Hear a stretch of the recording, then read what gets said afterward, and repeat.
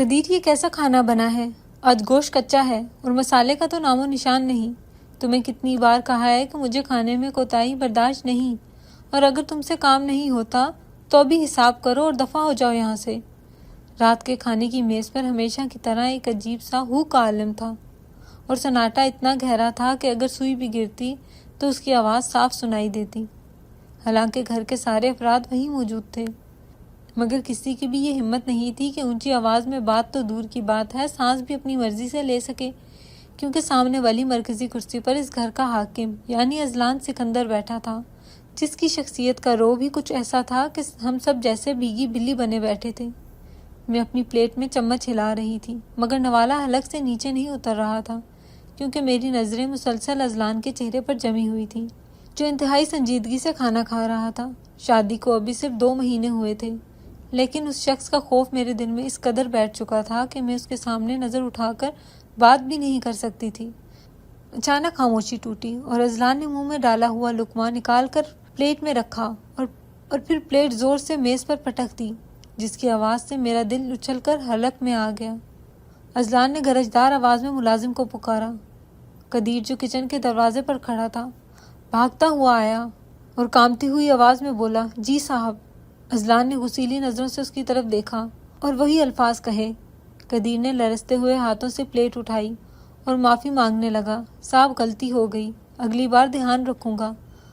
Azlan نے غصے سے اس سے جانے کا اشارہ کیا اور کرسی پیچھے دھکیلتے ہوئے کھڑا ہو گیا۔ اس کی گرجدار آواز سے میں اپنی کرسی پر سہم گئی تھی اور سب چپ چاپ بیٹھے تھے، کیونکہ جانتے تھے کہ اذلان کے غصے کے سامنے بولنا شیر کے منہ میں ہاتھ دینے کے مترادف ہے۔ وہ بنا کھانا مکمل کیے وہاں سے اٹھ کر اپنے کمرے کی طرف چلا گیا، اور اس کے جانے کے بعد ہی سب نے سکھ کا سانس لیا۔ میرا نام آسمہ ہے، میری عمر 21 سال ہے۔ میں یونیورسٹی میں پڑھتی تھی اور اپنی زندگی میں مگن تھی کہ اچانک تائی جان کے کہنے پر میری شادی اذلان سے کر دی گئی۔ ہم ایک جوائنٹ فیملی میں رہتے تھے، جہاں سب مل جل کر رہتے تھے۔ میرے بابا بہت نرم مزاج اور سادہ طبیعت کے انسان تھے، جبکہ میری امی گھر کی سب سے سمجھدار خاتون تھی، جو ہر وقت گھر کے ماحول کو خوشگوار رکھنے کی کوشش کرتی تھی، اور اکثر اذلان کی تلخیوں کو بھی اپنی محبت سے چھپا لیتی تھی۔ میرا ایک چھوٹا بھائی حمزہ تھا، جو 12 سال کا تھا اور بے حد شرارتی تھا۔ اس کے علاوہ گھر میں میری نند ہانیہ اور چھوٹی پھپھو کا بیٹا عادل بھی رہتے تھے، جو میرے بہت اچھے دوست تھے، اور ہم تینوں کی خوب بنتی تھی۔ لیکن اذلان ان سب سے الگ تھا۔ وہ گھر کا بڑا تھا۔ شاید اسی چھوٹی عمر میں پڑنے والی ذمہ داریوں نے اسے وقت سے پہلے بوڑھا اور سخت مزاج بنا دیا تھا، کیونکہ میں نے کبھی اسے کھل کر ہنستے ہوئے نہیں دیکھا تھا۔ اذلان کی عمر 28 سال تھی اور وہ شہر کا مانا ہوا بزنس مین تھا۔ بچپن میں ہی تایا کے انتقال کے بعد اس نے کاروبار سنبھال لیا تھا، اور تب سے بس وہ کام کام اور کام ہی کرتا تھا۔ اس کی زندگی میں تفریح یا آرام نام کی کوئی چیز نہیں تھی۔ گھر والے کہتے تھے کہ اذلان نے ہمارے لیے اپنی خوشیاں قربان کی ہیں، اور اس نے اپنے خوابوں کو مار کر اس خاندان کو بکھرنے سے بچایا ہے۔ لیکن سچ کہوں تو مجھے وہ صرف ایک مغرور اور خود پسند انسان لگتا تھا۔ میں نے کئی بار امی سے شکایت کی کہ امی، یہ انسان ہے یا روبوٹ؟ یہ کبھی ہنستا کیوں نہیں ہے اور ہر وقت ماتھے پر بل کیوں پڑے رہتے ہیں؟ تو امی مجھے ہمیشہ سمجھاتی کہ بیٹا، جس کے کندھوں پر پورے خاندان کا بوجھ ہو اور جسے سب لوگوں کا پیٹ پالنا ہو، وہ کہہ کے نہیں لگایا کرتے۔ تم بس اس کی خدمت کیا کرو اور اسے سمجھنے کی کوشش کرو۔ وہ اندر سے بہت اچھا ہے، مگر مجھے ان کی یہ بات کبھی سمجھ نہیں آئی، کیونکہ مجھے اس کے رویے میں کبھی نرمی نظر نہیں آئی تھی۔ میرے لیے وہ ایک ایسا سخت گیر حکمران تھا جس کے سامنے میری زبان بند ہو جاتی تھی۔ ایک دن دوپہر کا وقت تھا اور گرمیوں کی چھٹیاں تھیں۔ سب اپنے کمروں میں آرام کر رہے تھے۔ میرا چھوٹا بھائی حمزہ لاؤنج میں بیٹھا اونچی آواز میں کارٹون دیکھ رہا تھا۔ وہ اپنی دھن میں مگن تھا اور ٹی وی کی آواز کافی زیادہ تھی۔ میں کچن میں پانی لینے گئی تھی کہ اچانک اذلان کے کمرے کا دروازہ کھلا اور وہ باہر نکلا۔ اس کے چہرے پر شدید غصے کے آثار تھے اور ماتھے پر بل پڑے ہوئے تھے۔ لگتا تھا کہ وہ آرام کر رہا تھا یا کسی اہم کام میں مصروف تھا جو شور کی وجہ سے خراب ہو گیا تھا۔ اس نے آتے ہی ٹی وی کا پلگ ساکٹ سے کھینچ کر نکالا اور حمزہ کو بازو سے پکڑ کر ڈانٹتے ہوئے بولا، حمزہ، تمہیں 1000 بار منع کیا ہے کہ جب میں گھر پر ہوں تو شور نہیں ہونا چاہیے۔ تمہیں سمجھ نہیں آتی یا جان بوجھ کر ایسا کرتے ہو؟ جاؤ اپنے کمرے میں اور پڑھائی کرو، ورنہ مجھ سے برا کوئی نہیں ہوگا۔ حمزہ بیچارہ سہم گیا اور روتا ہوا میرے پاس کچن میں آیا۔ حمزہ نے میرے گلے لگ کر سسکتے ہوئے کہا، آپ کے بھائی بہت برے ہیں، مجھے کارٹون بھی نہیں دیکھنے دیتے اور ہر وقت ڈانٹتے رہتے ہیں۔ میں نے اسے چپ کرایا اور اس کے آنسو پہنچے۔ میرا دل بھی دکھ سے بھر گیا تھا۔ میں نے دل میں سوچا کہ آخر اس شخص کو بچوں کی خوشی سے کیا دشمنی ہے؟ یہ کیوں چاہتا ہے کہ پورا گھر قبرستان بنا رہے اور کوئی بھی اپنی مرضی سے سانس نہ لے سکے؟ کیا اس کے دل میں کوئی جذبات نہیں ہے یا واقعی پتھر کا بنا ہوا ہے؟ میں نے حمزہ کو بہلا پھسلا کر اس کے کمرے میں بھیجا اور خود اپنے کمرے میں آ گئی، جہاں اذلان کا غصہ ابھی تک ہوا میں محسوس ہو رہا تھا۔ میں سوچ رہی تھی کہ میری پوری زندگی کیا اسی خوف اور گھٹن میں گزرے گی، جہاں مجھے ہر قدم پھونک پھونک کر رکھنا پڑے گا۔ پھر وہ شام آئی جس نے میری زندگی میں ایک نیا موڑ لا کر کھڑا کیا۔ گھر میں مہمانوں کا رش تھا، کیونکہ خالہ اور ان کی فیملی آئی ہوئی تھی۔ سب کزنس لاؤنج میں بیٹھے تھے اور ہنسی مذاق کا دور چل رہا تھا۔ اذلان اپنے کمرے میں تھا اور اس نے منع کر دیا تھا کہ کوئی اسے ڈسٹرب نہ کرے، کیونکہ اس کی طبیعت کچھ ناساز تھی اور وہ سونا چاہتا تھا۔ اس لیے لاؤنج کا ماحول کافی پرسکون اور خوشگوار تھا، کیونکہ شہر اپنی کچھاڑ میں تھا۔ عادل نے شرارت سے سب کو دیکھا اور کہا، یار بور ہو رہے ہیں، چلو آج ٹروتھ اینڈ ڈیئر کھیلتے ہیں۔ سب نے شور مچا کر حامی بھری۔ ہم سب گول دائرے میں بیٹھ گئے اور بیچ میں کانچ کی بوتل رکھی۔ گیم شروع ہوا اور قہقہ کی آوازیں گونجنے لگی۔ پہلے ہانیہ کی باری آئی جسے گانا گانے کا چیلنج ملا۔ پھر ایک اور کزن کی باری آئی۔ گیم بڑے مزے سے چل رہا تھا اور میں بھی کافی دیر بعد کھل کر ہنس رہی تھی کہ بدقسمتی سے بوتل کا رخ گھوم کر میری طرف آ گیا اور اس کا نچلا حصہ عادل کی طرف۔ عادل نے تالی بجاتے ہوئے ایک شیطانی سی مسکراہٹ کے ساتھ مجھے دیکھا اور کہا، بھابھی اب تو آپ پھنس گئی، چلیں اب سچ بتائیں گی یا ہمت والا کام کریں گی؟ میں نے فوراً کہا، میں ڈیئر کروں گی، کیونکہ سچ بولنے سے تو لڑائیاں ہو جاتی ہیں۔ یہ میری سب سے بڑی غلطی تھی۔ عادل کی آنکھوں میں شرارت ناچنے لگی۔ اس نے سب کی طرف دیکھا اور پھر مجھ سے مخاطب ہو کر بولا، ٹھیک ہے بھابھی، تو آپ کا ڈیٹ یہ ہے کہ ہمت ہے تو ہانیہ کی وہ کالی ساڑی پہن کر ابھی اسی وقت اذلان بھائی کے کمرے میں جائیں اور انہیں اپنے ہاتھوں سے چائے پیش کریں اور انہیں پلائیں۔ عادل کی بات سن کر میرا تو رنگ ہی اڑ گیا اور پیروں تلے سے زمین نکل گئی۔ میں نے گھبرا کر چاروں طرف دیکھا۔ سب کزن منہ پر ہاتھ رکھ کر ہنس رہے تھے اور میری حالت کا تماشا دیکھ رہے تھے۔ میں نے لرزتی ہوئی آواز میں منع کرنا چاہا، عادل پلیز نہیں، کچھ اور کہہ دو۔ میں چھت سے چھلانگ لگا سکتی ہوں مگر اذلان کے سامنے ساڑی پہن کر نہیں جا سکتی، وہ بہت غصہ کریں گے اور تم جانتے ہو ان کا موڈ ویسے ہی خراب ہے، میں نے منت بھرے لہجے میں کہا، مگر وہاں کوئی سننے والا نہیں تھا۔ ہانیہ نے ہنستے ہوئے الماری سے اپنی کالی نیٹ کی بغیر بازو والی ساڑی نکالی اور میرے ہاتھ میں تھما دی اور بولی، ارے بھابھی کچھ نہیں ہوتا، جائیے نا، ہمیں بھی تو پتہ چلے بھائی کے رد عمل کیا ہوتا ہے، اور ویسے بھی وہ آپ کے شوہر ہیں، کوئی غیر تھوڑی ہیں۔ سب نے شور مچانا شروع کر دیا کہ بھابھی ڈرپوک ہیں، بھابھی ہار مان لیں۔ ان سب کے طعنوں اور نظروں سے مجبور ہو کے میں انکار نہ کر سکی، کیونکہ سوال میری عزت اور ہمت کا بھی تھا۔ نہ چاہتے ہوئے بھی مجھے وہ ساڑی لے کر ہانیہ کے کمرے میں جانا پڑا۔ میں نے کانپتے ہاتھوں سے ساڑی پہنی۔ جب میں تیار ہو کے شیشے کے سامنے کھڑی ہوئی تو مجھے خود پر شرم آنے لگی۔ ساڑی میں میرا سراپا بہت نمایاں تھا اور بلاؤز کے بازو نہ ہونے کی وجہ سے میں خود کو بہت بے پردہ محسوس کر رہی تھی۔ میں شرم سے زمین میں گڑی جا رہی تھی۔ میرے دل کی دھڑکنیں اتنی تیز تھیں کہ مجھے اپنے کانوں میں سنائی دے رہی تھیں۔ میں نے خود کو کوسا کہ کیوں میں نے ڈیر کا انتخاب کیا۔ ہانیہ نے زبردستی مجھے کمرے سے باہر دھکیلا اور میرے ہاتھ میں چائے کی ٹرے تھما دی، جس میں کپ کانپ رہا تھا اور چائے چھلک رہی تھی۔ میں نے ایک گہری سانس لی اور آیت الکرسی پڑھتے ہوئے اذلان کے کمرے کی طرف بڑھی، جو مجھے اس وقت کسی شیر کی کچھار سے کم نہیں لگ رہا تھا۔ اذلان کے کمرے کا دروازہ ہلکا سا کھلا ہوا تھا۔ میں نے رک کر پہلے اندر جھانک کر دیکھا۔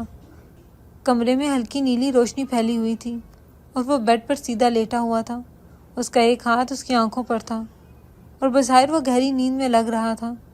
میں نے سکھ کا سانس لیا اور دل میں شکر ادا کیا کہ یا اللہ تیرا شکر ہے وہ سو رہے ہیں، میں بس چپکے سے چائے رکھ کر واپس بھاگ جاؤں گی اور سب سے کہہ دوں گی کہ میں نے ڈیر پورا کر دیا۔ میں نے جوتیاں باہر اتاری اور پنجوں کے بل چلتے ہوئے آہستگی سے اندر داخل ہوئی۔ کمرے میں ایئر کنڈیشنر کی خنکی تھی اور اس کی مخصوص خوشبو پھیلی ہوئی تھی جو میرے حواس پر چھانے لگی۔ میں ڈرتے ڈرتے بیڈ کے پاس گئی اور سائڈ ٹیبل پر چائے کا کپ رکھا۔ میرا دل زور زور سے دھڑک رہا تھا اور مجھے ڈر تھا کہ کہیں میری سانس کی آواز سے اس کی آنکھ نہ کھل جائے۔ میں نے ایک نظر اس کے چہرے پر ڈالی۔ سوتے ہوئے وہ اتنا سخت نہیں لگ رہا تھا، بلکہ اس کے چہرے پر ایک معصومیت تھی جو جاگتے ہوئے کہیں چھپ جاتی تھی۔ میں جلدی سے پلٹی تاکہ اس کے جاگنے سے پہلے باہر نکل سکوں۔ ابھی میں نے مڑ کر پہلا قدم اٹھایا ہی تھا کہ کمرے میں اس کی بھاری اور روبدار آواز گونجی۔ رک جاؤ آسماں۔ یہ آواز سنتے ہی میرے قدم وہیں جم گئے اور ایسا لگا جیسے کسی نے میرے جسم سے جان نکال لی ہو۔ میرا دل چاہا کہ زمین پھٹے اور میں اس میں سما جاؤں۔ میں نے آنکھیں مینچ لیں۔ وہ جاگ رہا تھا، اس نے مجھے دیکھ لیا تھا اور اب میری خیر نہیں تھی۔ میں نے ہمت جمع کی اور آہستہ سے اس کی طرف مڑی۔ اذلان اٹھ کر بیڈ پر بیٹھ چکا تھا اور تکیے سے ٹیک لگائے مجھے غور سے دیکھ رہا تھا۔ اس کی نظروں میں وہ روایتی غصہ نہیں تھا جو ہمیشہ رہتا تھا، بلکہ حیرت اور ستائش کا ایک ملا جلا تاثر تھا۔ وہ سر سے پاؤں تک مجھے دیکھ رہا تھا اور میں ساڑی کے پلو کو انگلیوں میں مڑوڑ رہی تھی۔ اس کی گہری سیاہ آنکھیں میرے چہرے پر جمی ہوئی تھیں، جس سے میں مزید بھوکلا رہی تھی۔ پھر وہ بیڈ سے نیچے اترا اور آہستہ آہستہ میرے قریب آیا۔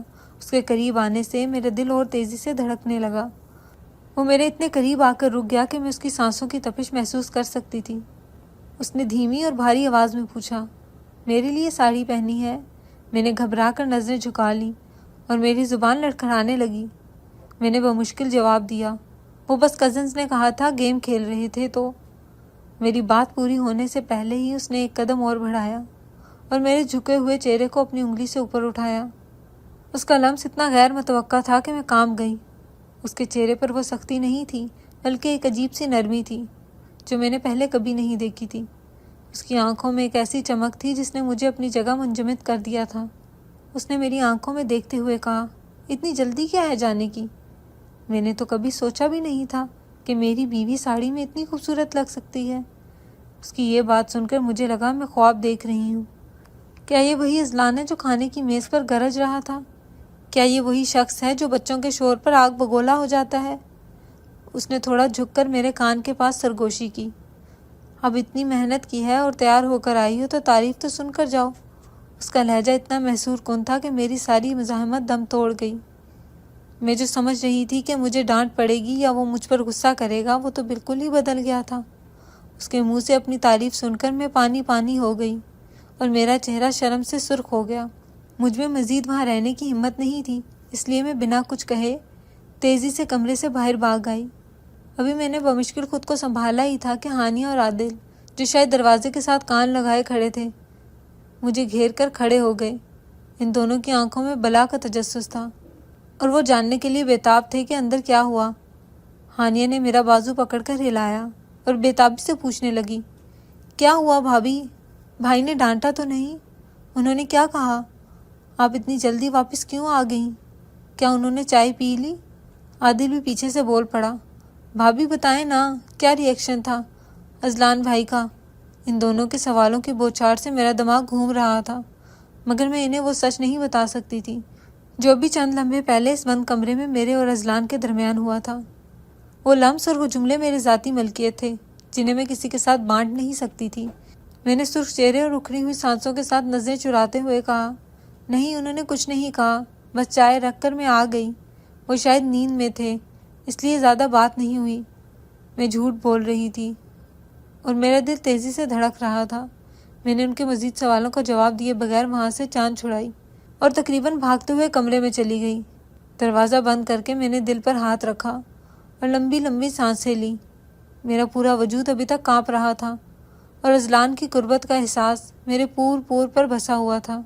اس رات مجھے بالکل نیند نہیں آئی۔ میں بستر پر لیٹی چھت کو گھور رہی تھی اور اذلان کا وہ جملہ، وہ لہجہ میرے کانوں میں بار بار گونجتا رہا، تعریف تو سن کر جاؤ۔ یہ الفاظ کسی جادو کی طرح میرے دماغ پر چھائے ہوئے تھے۔ مجھے لگا شاید میں نے انہیں غلط سمجھا ہے، شاید اس سخت اور پتھریلے کھول کے پیچھے کوئی اور انسان بھی چھپا ہے جو محبت کرنا جانتا ہے اور جس کے پاس بھی دل ہے۔ میں نے کروٹ بدل کر تکیہ سینے سے لگا لیا اور ایک انجانی خوشی محسوس کرنے لگی۔ وہ شخص جو سب پر حکم چلاتا تھا، جو کبھی کسی سے نرمی سے بات نہیں کرتا تھا، آج اس نے میرے لیے اپنی نیند خراب کی اور مجھے اتنے پیار سے روکا۔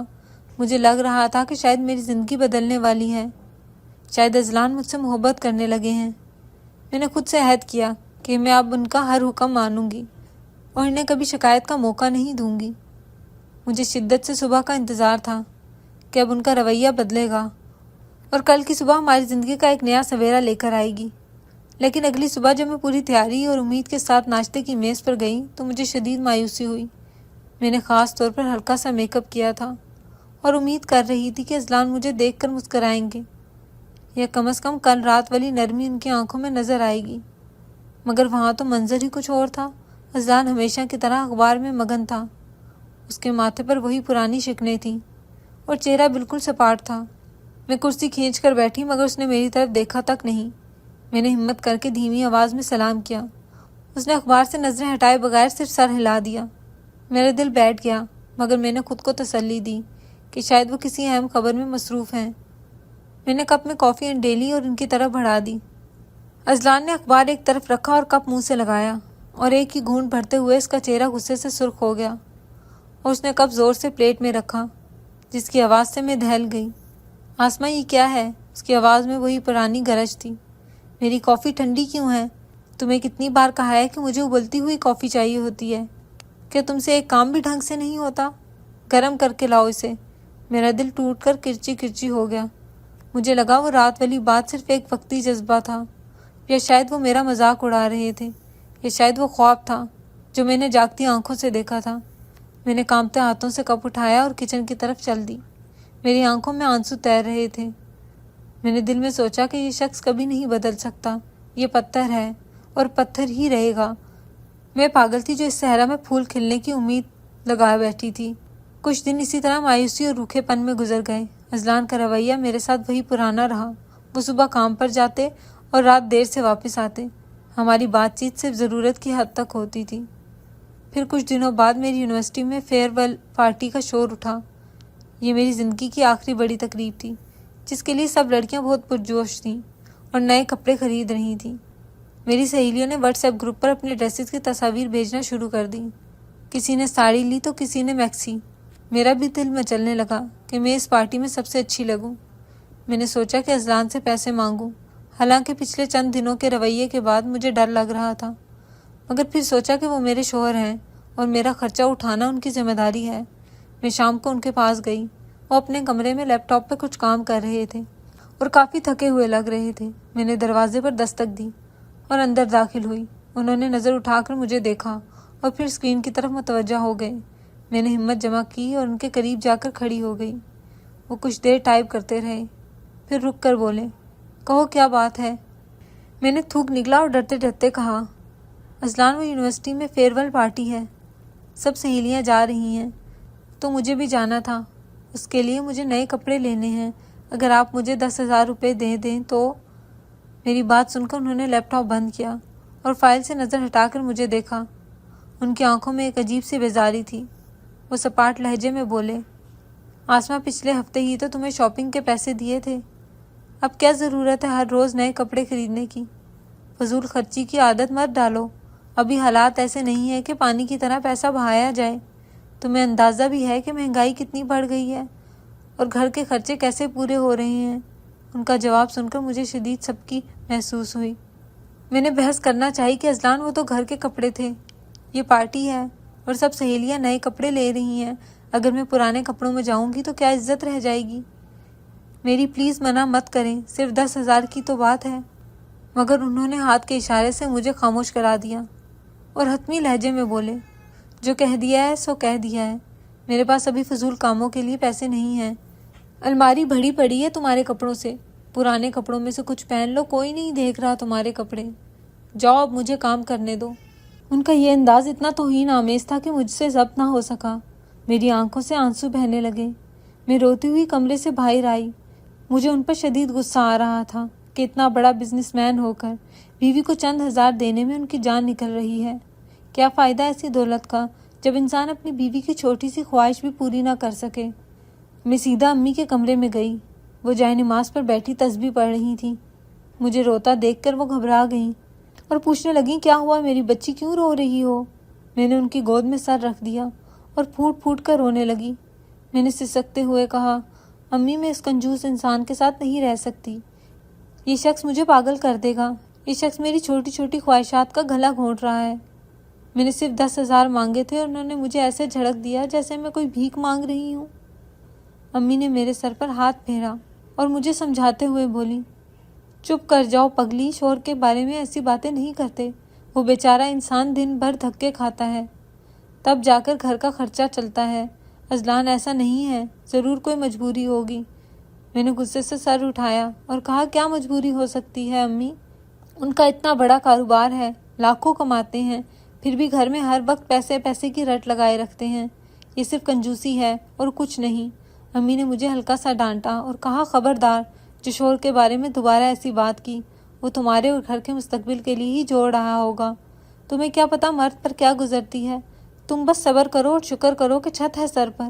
مگر مجھے ان کی باتوں سے تسلی نہیں ہوئی۔ مجھے یقین تھا کہ وہ صرف مجھے تنگ کرنے کے لیے ایسا کر رہا ہے اور اسے میری خوشیوں سے کوئی دلچسپی نہیں ہے۔ میں نے رو دھو کر خود کو چپ کرایا، مگر میرے دل میں اذلان کے لیے نفرت اور بڑھ گئی۔ میں نے فیصلہ کیا کہ اب میں ان سے کبھی کچھ نہیں مانگوں گی، چاہے کچھ بھی ہو جائے۔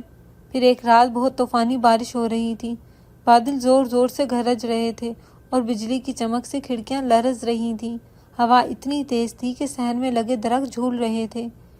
گھڑی کی سوئیاں رات کے 2 بجا رہی تھیں اور گھر میں گہرا سناٹا تھا۔ سب سو چکے تھے، مگر میری آنکھوں میں نیند نہیں تھی۔ اذلان معمول سے بہت لیٹ تھا۔ وہ عموماً 11 بجے تک آ جاتا تھا، مگر آج 2 بج چکے تھے، وہ اب تک نہیں آیا تھا۔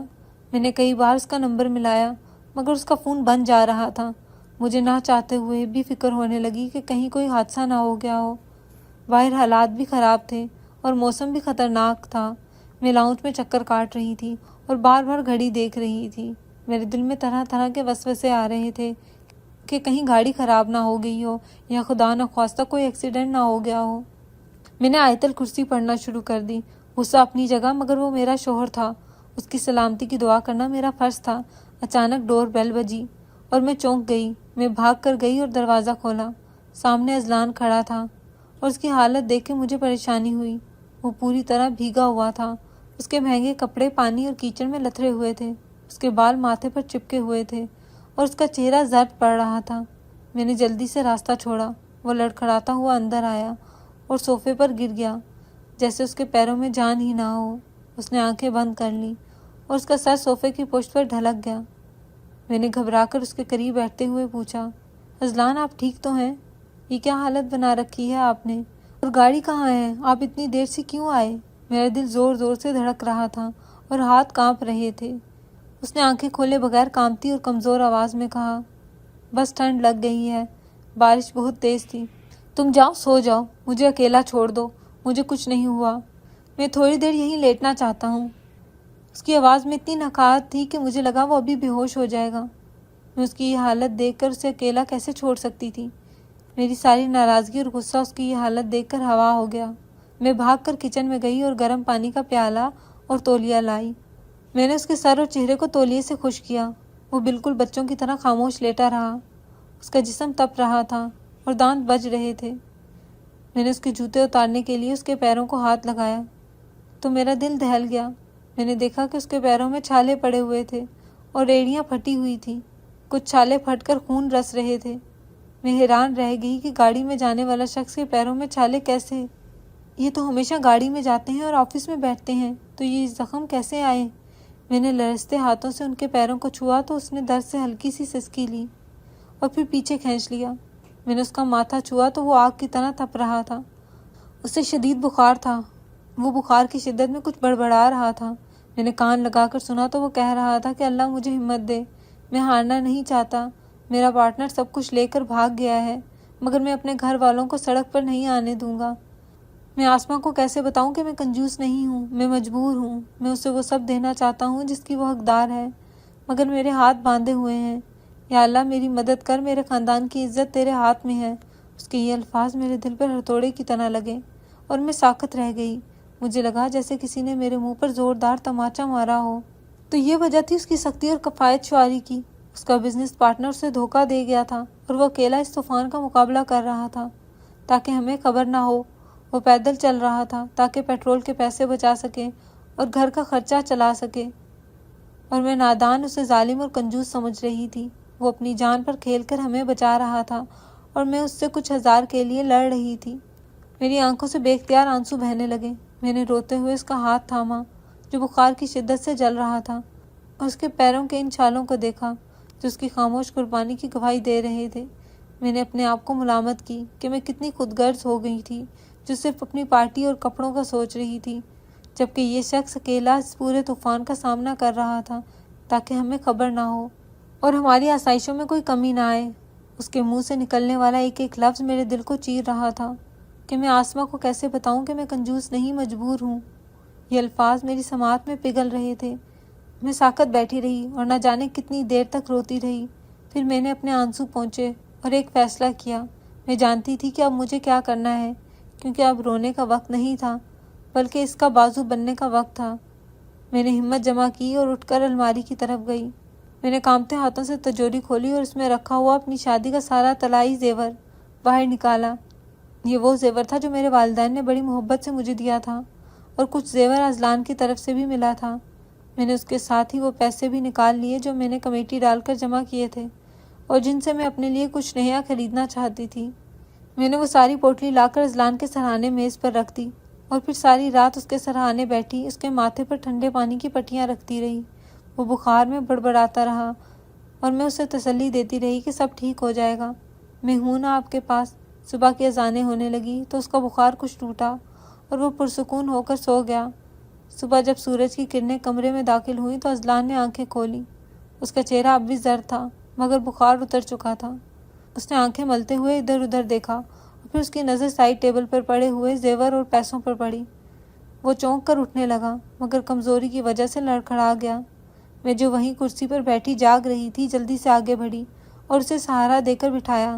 اذلان نے حیرت اور بے یقینی سے میری طرف دیکھا اور پھر اس زیور کی طرف اشارہ کرتے ہوئے بھاری آواز میں بولا، یہ سب کیا ہے آسماں؟ یہ زیور یہاں کیوں رکھا ہے اور تم ساری رات یہیں بیٹھی رہی؟ میں نے پانی کا گلاس اس کے ہونٹوں سے لگایا اور جب اس نے پانی پی لیا تو میں نے اس کا ہاتھ اپنے دونوں ہاتھوں میں لے کر مضبوط لہجے میں کہا، اذلان، رات کو آپ بخار کی شدت میں سب کچھ بول رہے تھے۔ مجھے پتہ چل گیا ہے کہ آپ کے پارٹنر نے آپ کے ساتھ دھوکہ کیا ہے اور آپ اکیلے اس مشکل کا سامنا کر رہے ہیں۔ میں نے اس کے قریب بیٹھتے ہوئے اس کی آنکھوں میں دیکھا اور کہا، یہ زیور اور یہ پیسے آپ کے لیے ہیں۔ آپ اس گھر کے اکیلے محافظ نہیں ہیں، میں آپ کی شریک سفر ہوں اور میرا حق بنتا ہے کہ مشکل وقت میں آپ کا بوجھ مانٹوں۔ پلیز مجھے منع مت کیجیے گا ورنہ میں سمجھوں گی کہ آپ مجھے پرایا سمجھتے ہیں اور مجھے اس قابل نہیں سمجھتے کہ میں آپ کی پریشانی میں شریک ہو سکوں۔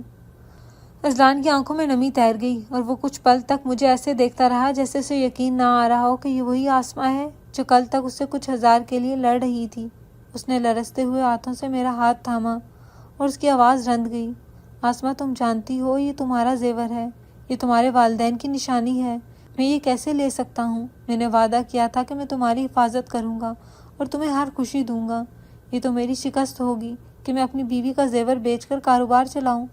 میں نے اس کے منہ پر انگلی رکھ دی اور پیار سے کہا، شوہر اور بیوی میں کوئی چیز تیری میری نہیں ہوتی، اور یہ کیسی شکست اذلان، یہ تو ہماری جیت کی پہلی سیڑھی ہے۔ اگر آج آپ گر گئے تو ہمارا گھر بکھر جائے گا اور میں یہ زیور سنبھال کر کیا کروں گی جب میرا شوہر ہی پریشان ہو؟ آپ اسے قرض سمجھ کر لے لیں اور جب حالات ٹھیک ہو جائیں گے تو واپس کر دیجیے گا، مگر خدا کے لیے اب مجھے اپنے آپ سے دور مت رکھیے گا۔ میں نے ہمیشہ سوچا تھا کہ میں اکیلا ہی کافی ہوں، مگر آج تم نے ثابت کر دیا کہ ایک اچھی بیوی مرد کی سب سے بڑی طاقت ہوتی ہے۔ اذلان نے میرا ہاتھ چوم لیا اور بھاری آواز میں بولا، میں وعدہ کرتا ہوں آسماں، یہ دن گزر جائیں گے، میں تمہارا یہ زیور تمہیں سود سمیت واپس کروں گا، بس تم میرا ساتھ مت چھوڑنا۔ میں نے مسکرا کر کہا، میں سایہ ہوں آپ کا اور سایہ کبھی ساتھ نہیں چھوڑتا۔ اس دن کے بعد ہمارے گھر کا ماحول بالکل بدل گیا۔ وہ تناؤ اور وہ خوف جو ہر وقت گھر کی فضا میں رہتا تھا ختم ہو گیا۔ اذلان اب مجھ سے باتیں شیئر کرتا تھا اور گھر آ کے اپنے دن بھر کی روداد سناتا تھا۔ ہم نے مل کر گھر کے اخراجات کم کیے۔ ہم نے قدیر کو، جو کہ ہمارا مالی تھا لیکن کبھی کبھی کھانا بھی بنا دیتا تھا، اور کام والی ماسی کو بھی ہٹا دیا تھا۔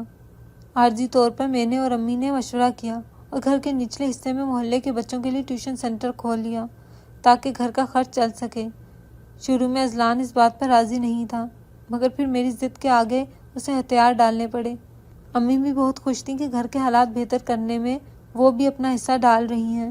اذلان دن رات محنت کرتا رہا، وہ صبح سویرے نکلتا اور رات گئے واپس آتا، مگر اب اس کے چہرے پر وہ تھکن اور بیزاری نہیں ہوتی تھی بلکہ ایک امید اور سکون ہوتا تھا، کیونکہ اسے پتہ تھا کہ گھر پر کوئی ہے جو اس کا انتظار کر رہا ہے، جو اس کی پریشانی کو سمجھتا ہے۔ میری سپورٹ نے اسے جیسے نئی زندگی دے دی تھی۔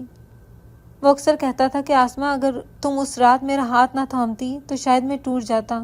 اللہ نے ہماری محنت اور نیت کا صلہ دیا اور وقت نے پلٹا کھایا۔ 6 مہینے کے اندر ہی اذلان نے نہ صرف وہ سارا قرضہ اتارا جو لوگوں کا دینا تھا، بلکہ اپنی انتھک محنت سے بزنس کو دوبارہ وہی لا کھڑا کیا جہاں وہ پہلے تھا، بلکہ اس سے بھی بہتر پوزیشن میں لے آیا۔ وقت پر لگا کر اٹھتا رہا اور آج ہماری شادی کی پہلی سالگرہ تھی۔ گھر میں ایک چھوٹی سی مگر پروقار تقریب تھی جس میں گھر والوں کے علاوہ میرے میکے والے بھی مدعو تھے۔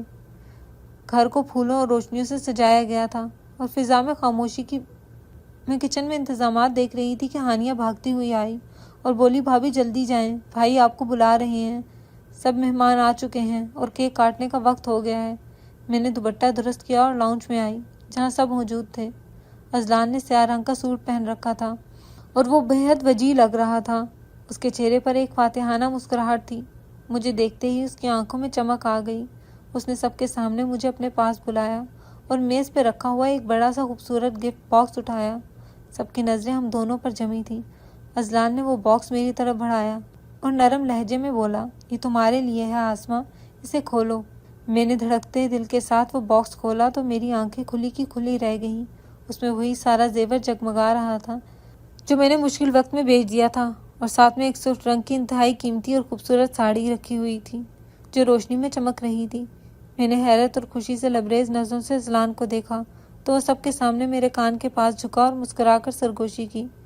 یہ ساڑی پہن کر آنا، آج چائے کا آرڈر نہیں دوں گا بلکہ صرف تمہاری تعریف کروں گا، کیونکہ تم صرف میری بیوی نہیں، میری عزت اور میرا مان ہو۔